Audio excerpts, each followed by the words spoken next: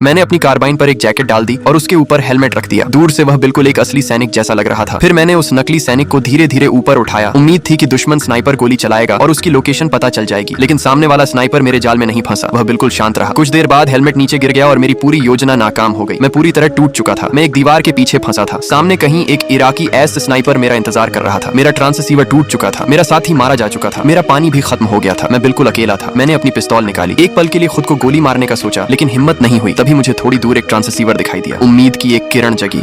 मैंने एक डंडी में तार बांधा और ट्रांससीवर को अपनी तरफ खींचने की कोशिश की, लेकिन वह बहुत दूर था। अचानक तेज हवा चलने लगी। चारों तरफ धूल उड़ गई और स्नाइपर की नजर धुंधली हो गई। मैंने मौका देखा और पूरी ताकत से दौड़ पड़ा। इस बार किस्मत मेरे साथ थी। मैं ट्रांससीवर तक पहुंच गया और उसे उठा लिया। तभी हवा का एक और तेज झोंका आया और मैं तुरंत वापस भागा। उसी समय स्नाइपर ने गोली चलाई। मैं तेजी से हटा और बाल बाल बच गया। गोली मुझे छू भी नहीं पाई। गुस्से में स्नाइपर ने दीवार पर गोलियों की बौछार कर दी। कुछ ही पलों में दीवार गिर गई। अब मुझे दूसरी दीवार के पीछे छिपना पड़ा। मैंने जल्दी से अपना बैग खोला और प्यास बुझाने के लिए पानी पिया। फिर ट्रांससीवर चालू करने की कोशिश की, लेकिन अगले ही पल मेरी सारी उम्मीद टूट गई। वह ट्रांससीवर भी खराब था। मैं फिर से निराश हो गया। तभी मेरी हालत और भी खराब हो गई। स्नाइपर की एक गोली सीधे मेरे पैर में लगी। दर्द असहनीय था। मैंने चाकू निकाला, दांत भींचे और अपने पैर से गोली निकाल दी। कुछ देर बाद दर्द और कमजोरी की वजह से मैं बेहोश हो गया। पता नहीं कितनी देर तक बेहोश रहा। अचानक एक कौवा मेरे घायल पैर पर आकर बैठ गया। तेज दर्द से मेरी आंख खुल गई। मुझे तुरंत कोई रास्ता निकालना था। तभी मुझे जमीन पर एक स्नाइपर राइफल दिखाई दी। मैंने फिर से डंडी और रस्सी की मदद से उसे अपनी तरफ खींच लिया, लेकिन जैसे ही उसे देखा मेरा दिल बैठ गया। उसमें सिर्फ एक ही गोली बची थी। मेरे पास सिर्फ एक मौका था। मैंने एक बेहद खतरनाक फैसला लिया। मैंने जानबूझकर दीवार गिरा दी। फिर दूर पड़े मलबे की तरफ राइफल तानकर इंतजार करने लगा। कुछ सेकंड बाद दुश्मन स्नाइपर ने पहले गोली चलाई। उसी पल उसकी लोकेशन मुझे दिख गई। मैंने सांस रोकी, ट्रिगर पर उंगली रखी